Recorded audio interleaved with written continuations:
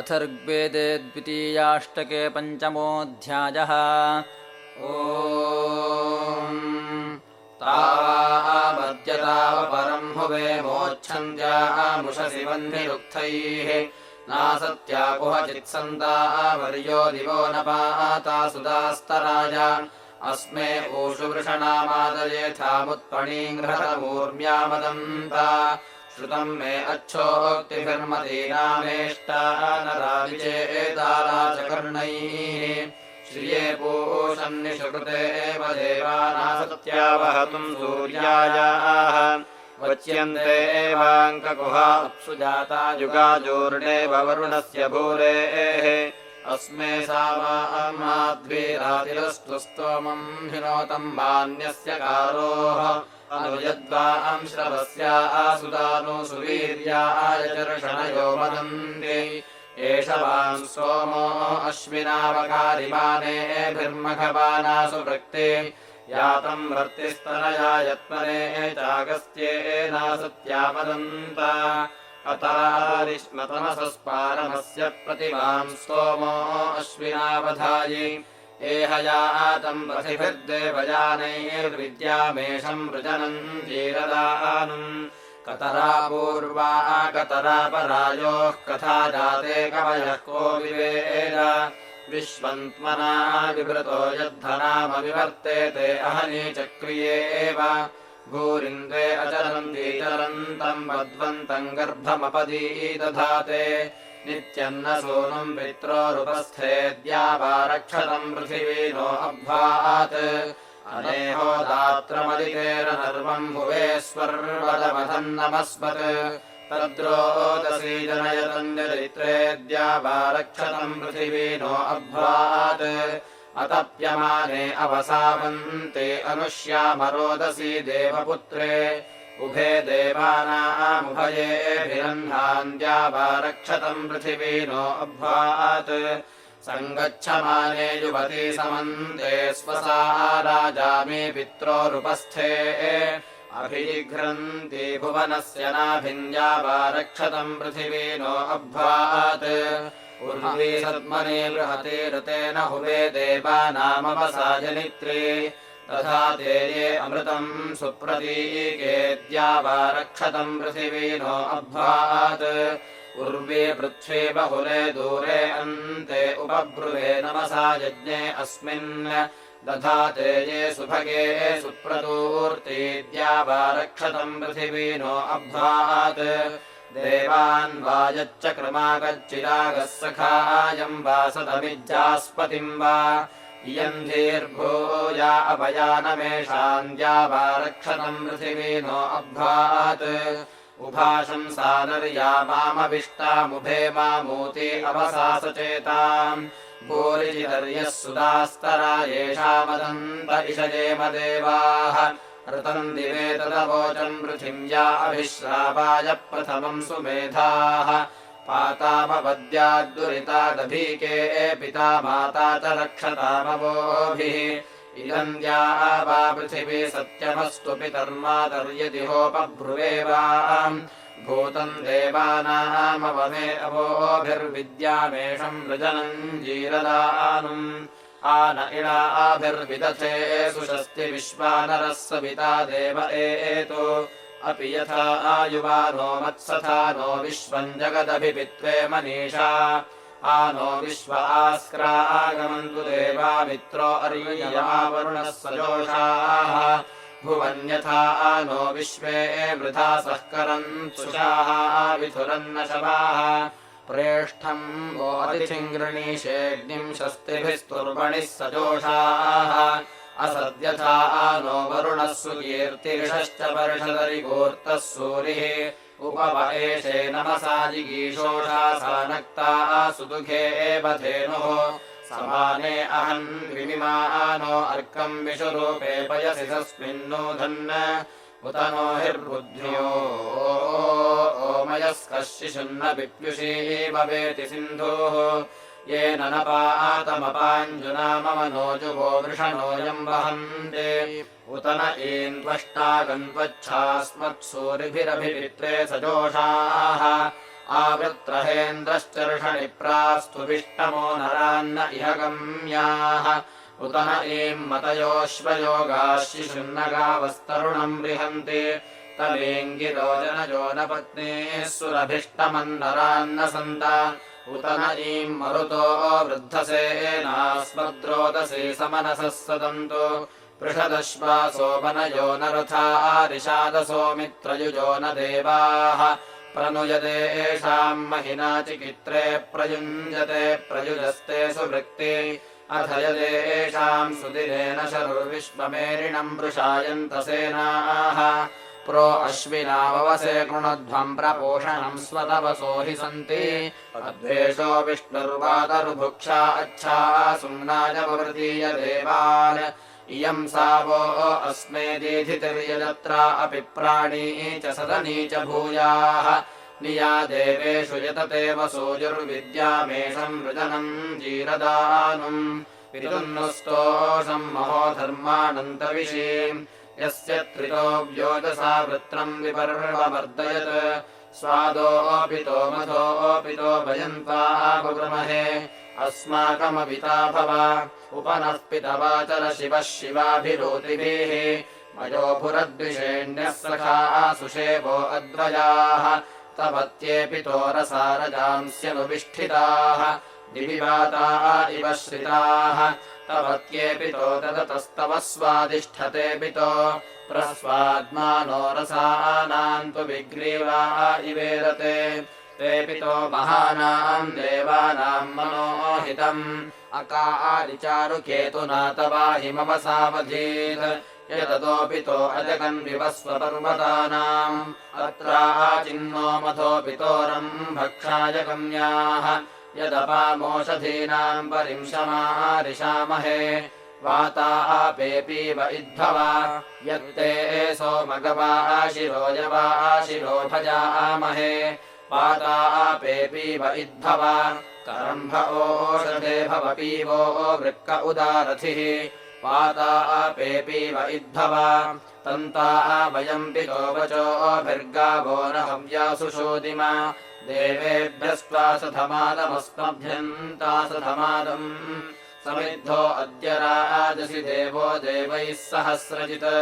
दूतो हव्या कविर्वः तनो नपादृतम् यते मध्वा यज्ञः समज्यते तदत्सहस्रिणीरिषाः आजुह्वानो न ईड्यो देवाङ्कावक्षयज्ञियान् अग्नेः सहस्रसा असि प्राचीनम् बर्हिरोजसा सहस्रवीरमस्तृणन् यत्रादित्या विराजथ विराट् सम्राट् बिभ्वीः प्रभ्वीर्बह्वीश्च भूयसीश्चयाः दुरोघृतान्यक्षरन् सुरुक्मेः सुपेशसाधिश्रिया विराजतः उषा सावेहसीदताम् प्रथमा हि सुवाचसा होता आरादैव्या कवी यज्ञन्नो यक्षतामिमम् भारतीले सरस्वती यावः सर्वा उपब्रुवे तानश्चोदयत श्रिये तुष्टा रूपाणि हि प्रभुः पशून् विश्वान् समारजे तेषान्न स्फातिमायज उपत्मन्या वनस्पते पाथो देवेभ्यः सृज अग्निर्हव्यानि सिष्वदत् पुरोगा अग्निर्देवानाम् गायत्रेण समज्यते स्वाहाकृतीषु रोचते अग्ने नय सुपथा राये अस्मान् विश्वानि देववयुनानि विद्वान् युजोध्या अस्मज्जुहुराणमेनो भूयिष्ठान्ते नम उक्तिम् विधेम अग्ने त्वम् पारयानम् यो अस्मान् स्वस्तिभिरतिदुर्गाणि विश्वा कोश्च पृथ्वी बहुलान उर्वी भवातोकायतनयाय संयोः अग्ने त्वमस्मद्युयोध्यमीवा अनग्नित्रा अभ्यमन्तकृष्टेः पुनरस्मभ्यम् सुविताय देवक्षाम् विश्वेभिरमृतेभिर्यजत्र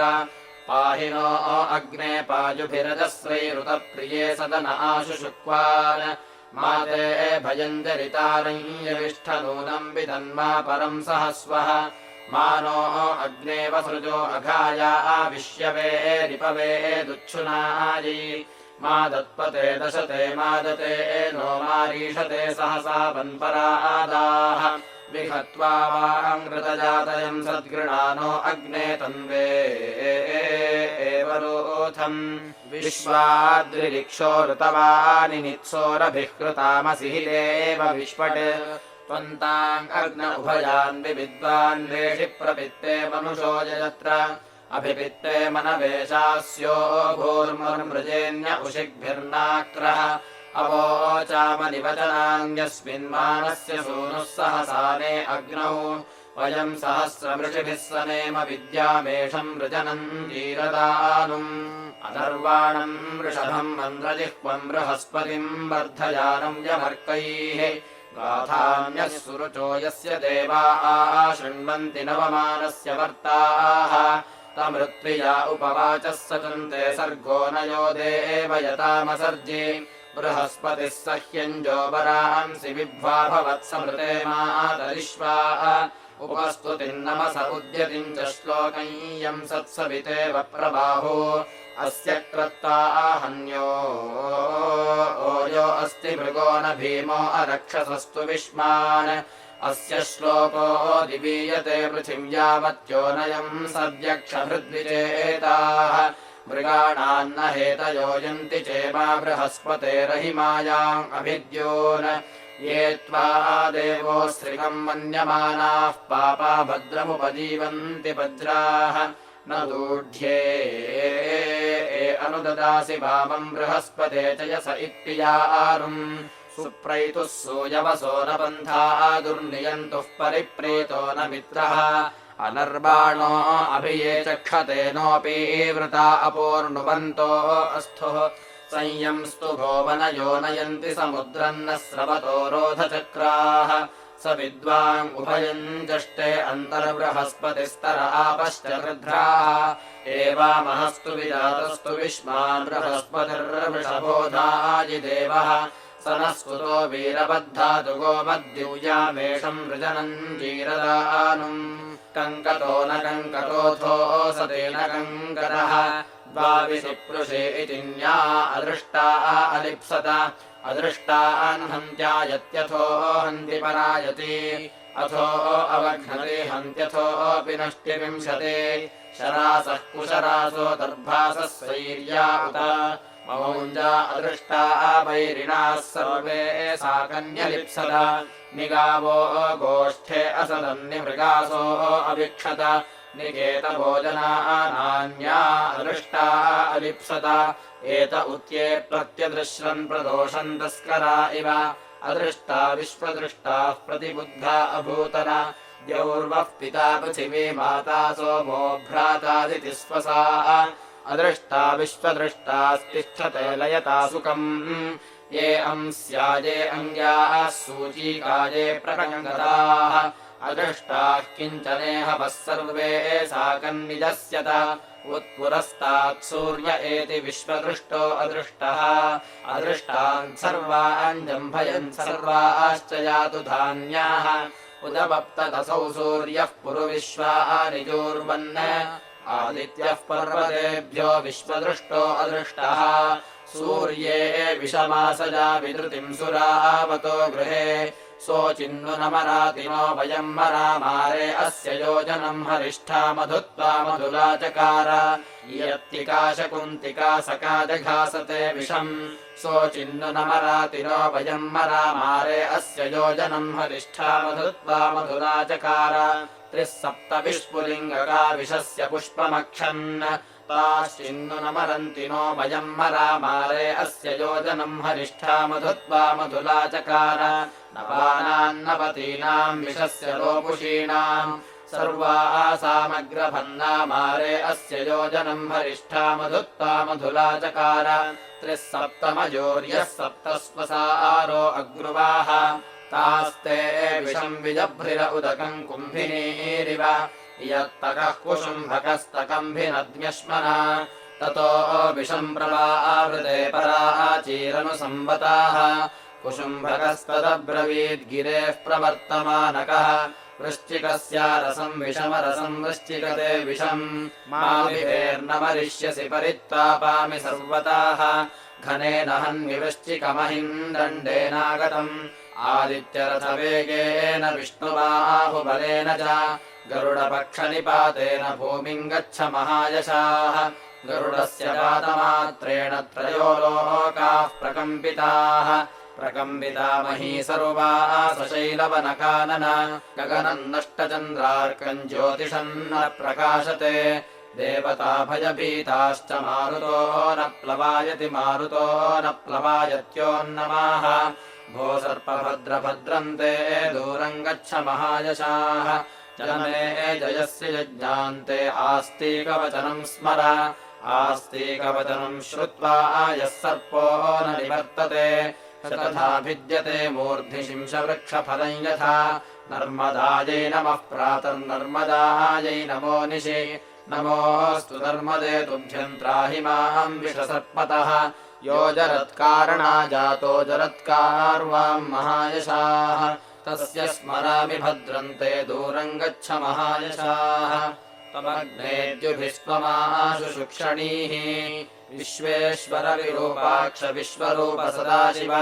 शरणम् भव भूतेश करुणाकर शङ्कर हर शम्भो महादेव विश्वेशामरवल्लभ शिवशङ्कर सर्वात्मन्नीलकण्ठ नमोऽस्तु ते मृत्युञ्जयाय रुद्राय नीलकण्ठाय शम्भवे अमृतेशाय सर्वाय महादेवाय ते नमः उग्रायोग्राघनाशाय भीमाय भयहारिणे ईशानाय नमस्तुभ्यम् पशूनाम् पतये नमः दशसप्त च नामानि मण्डलान्तेषु यः पठेत् स शिवस्य पदम् गत्वा शिवलोके महीयते नास्ति मृत्युभयम् तस्य पापरोगादि किञ्चन यज्ञेशाच्युत गोविन्द माधवानन्दकेशव कृष्ण विष्णो ऋषिकेश वासुदेव नमोऽस्तु ते कृष्णाय गोपीनाथाय चक्रिणे पुरवैरिणे रुक्मिणीशाय गोपाय गोविन्दाय नमो नमः साक्षान्मूलप्रमाणाय विष्णोरमिततेजसे आद्याय सर्ववेदानाम् ऋग्वेदाय नमो नमः हरिहर शिवशङ्कर वामन वासुदेव विरामस्तावत् विश्वेश्वराय नमः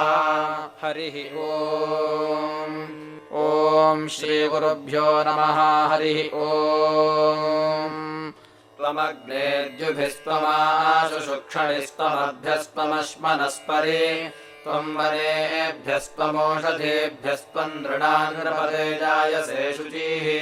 तवाग्नेहोत्रम् तव पोत्रवृत्तियम् तव नेष्ट्रम् त्वमग्निरुतायतः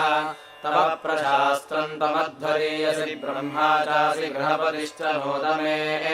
त्वमग्न इन्द्रो वृषभः सतामसि त्वम् विष्णुरुगायो नमस्याः त्वम् ब्रह्मारुजिविद्ब्रह्मणस्पते त्वम् विधर्तः सजसे पुरन्ध्या त्वमग्ने राजा वरुणो धृतौ रतस्त्वम् मित्रो भवसि तस्म ईड्याः त्वमर्यमा सत्पतिर्यस्य सम्भुजन्तमंशो विदथे देवभाजयोः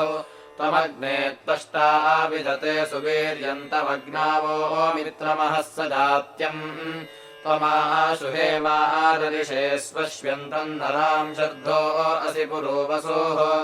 त्वमग्ने रुद्रो असुरो महो दिवस्त्वम् शर्धो मारुतम् वृक्षईशिषे त्वम् वातैररुणैर्यासि शङ्गयस्त्वम् पूषा विधतः पासि नुत्मना त्वमग्ने द्रविणोदा अरङ्कृते त्वम् देवः सविता रत्नथा असि त्वम् भगो नृपते वस्व ईशिषे त्वम् पायुर्दमेयस्ते विधत् त्वामग्नेतमा विश्वतिम् विशस्ताम् राजानम् सुविदत्र मृञ्जते त्वम् विश्वानि स्वनीकपत्यसे त्वम् सहस्राणि शतादश प्रति त्वामग्ने पितरमिष्टिभिर्नरस्त्वाम् भ्रात्राय शम्यातनोरुचम्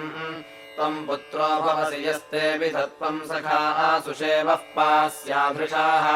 त्वमग्नरुभुराके नमस्यास्त्वम् वाजस्य क्षुमतो राज ईशिषे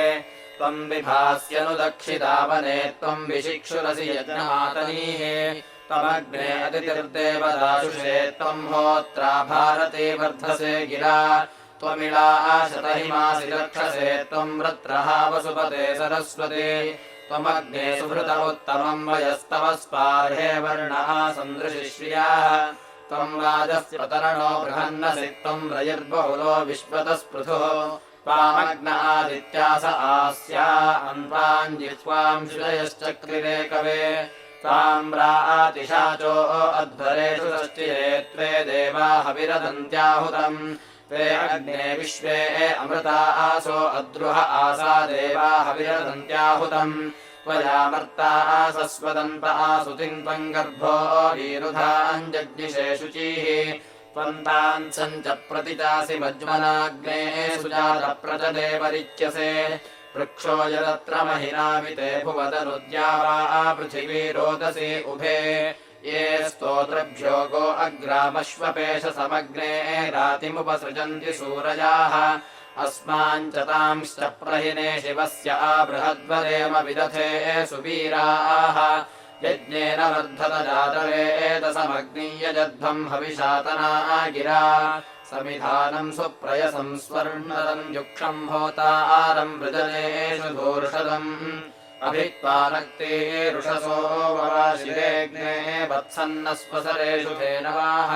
दिव इवेदरतिर्मानुषा युवाक्षपो भासि पुरुवारसंयताः तम् देवा बुद्धे रजसः सुदंससम् दिवः पृथिव्योदरतिन्येरिरे प्रथमिव वेद्यम् शुक्रशोजिषमग्निम् मित्रम् न क्षितिषु प्रशंस्यम् तमुक्षमाणम् रजसि स्वादमे चन्द्रमिव सुरुचम् ह्वार आदधुः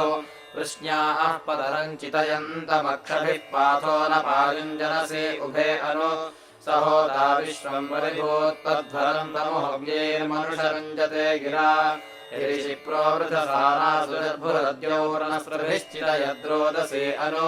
स नो रेवत्समिधानस्वस्तये सन्ददस्वान्द्रयिमस्मासु दीदिः आनः कृणुष्व सुविताय रोदसे अग्ने हव्यामनुषो देववीतये दानो अग्ने बृहतो दाः सहस्रिणो दुरो न वाजम् श्रुत्या अपावृधि प्राचीद्या वा पृथिवी ब्रह्मणा कृधि स्वा अर्णशुक्रमुषसो विद्युतुः स इधान उषसो राम्या अनुस्वा अर्णदीदेतरुषेण भानुना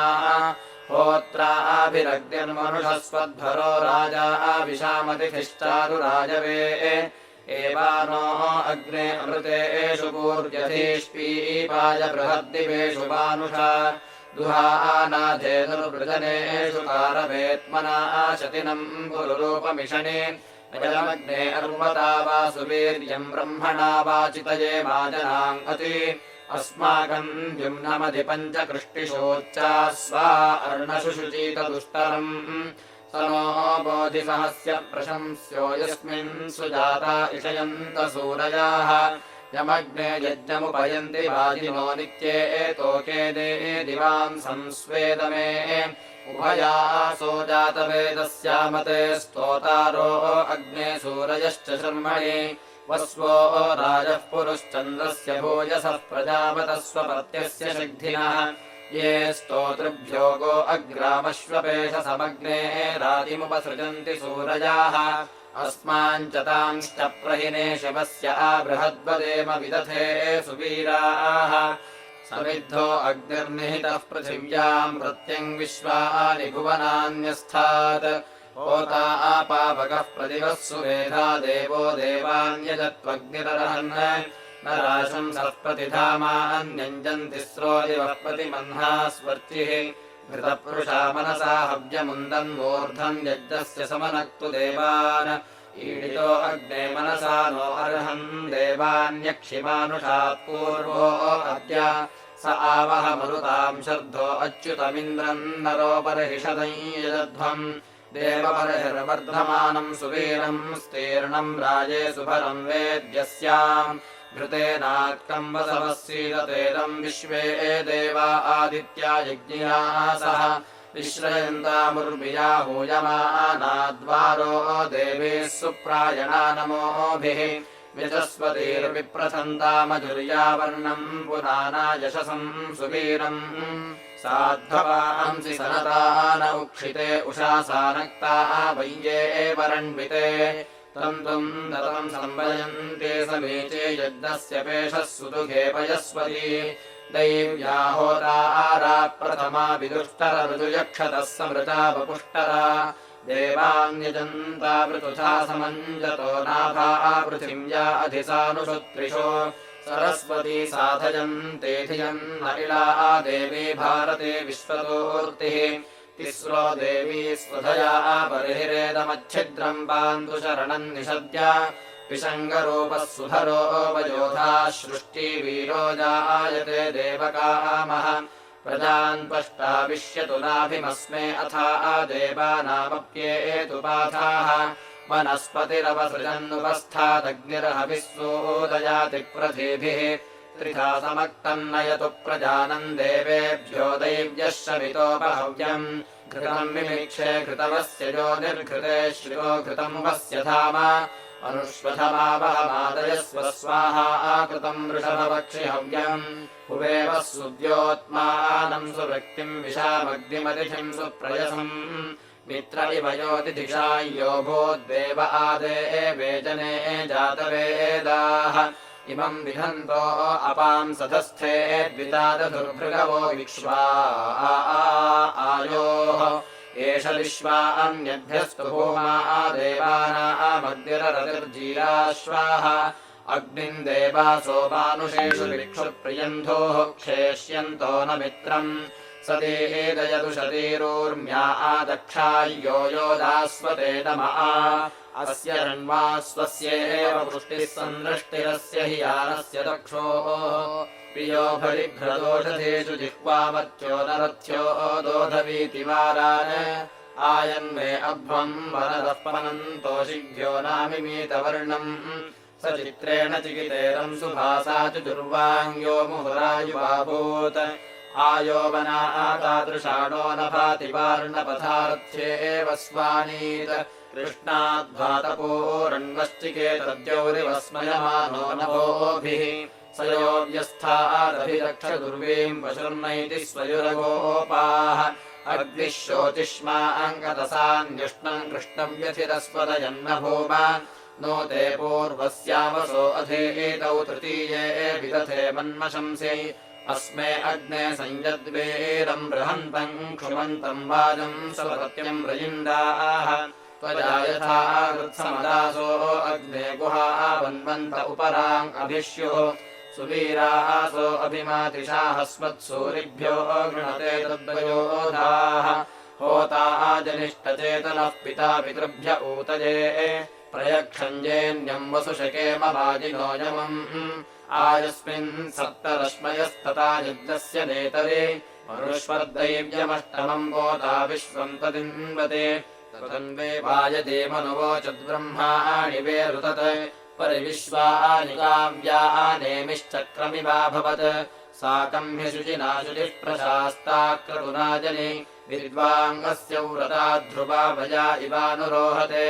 ता अस्य वर्णमायुवो नेष्टुः सचन्तथेनवाः कुबित्तिसृभ्य आवरम् स्वसारो या इदम् ययुः यदि मातुरुपस्वसा घृतम् भरन्त्यस्थिता तासामद्भर्युरागतौ यवो वृष्टिव मोदते स्वस्वा यथायसे कृणुता वृत्तिवृत्तिजम् स्तोमै यज्ञम् चादरम् वने मारलिमा वयम् यथा विद्वाङ्गरङ्गरद्विश्वेभ्यो यजतेभ्यः अयमग्ने त्वे अपि यज्ञम् च क्रमा वयम् इमाम् मे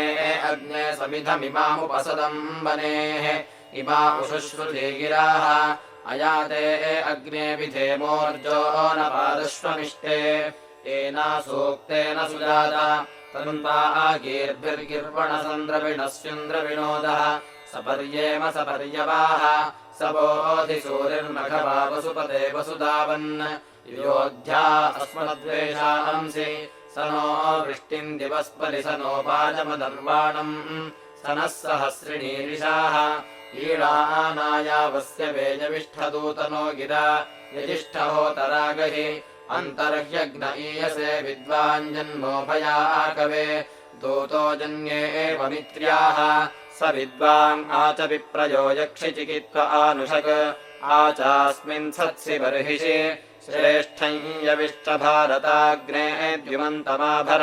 वसो पुरुस्पृहम् रयिम् मानो अरातिरीशत देवस्य मर्त्यस्य च पर्षितस्या उतद्विषः विश्वा उतत्वया वयन्धारा उदन्या इव अतिगाहे महिद्विषाः शुचिः पावकवन्द्योऽग्ने बृहद्विरोचसे त्वम् कृतेभिराहुतः तन्नो असि भारताग्ने वशाभिरुक्षभिः अष्टापदेभिराहुतः ध्रुवन्नः सर्पिरासुतिः प्रत्नोः तावरेण्यः सहसस्पुत्रो अद्भुतः वाजयन्निवनोरथान्योगाम् अग्नेरुपस्तुहि यशस्तमस्य मीढुषाः यः सुनीथो ददाशुषे जुर्यो जरयन्नरिम् चारुप्रतीक आहुतः य उश्रियादमेष्वा दोषोषसि प्रशस्यते यस्यौरतम् न मीयते आयस्वा अर्णभानुना चित्रो विभात्यर्चिषा अञ्जानो अजरैरभि अत्रिमनुस्वराज्यमग्निमुक्थानि वावृधुः विश्वा अधिश्रियो दधे अग्नेरिन्द्रस्य सोमस्य देवानामूतिभिर्वयम् अरिष्यन्तः स चेमह्यभिष्यामपृतन्यतः इति द्वितीयाष्टके 5मोऽध्यायः।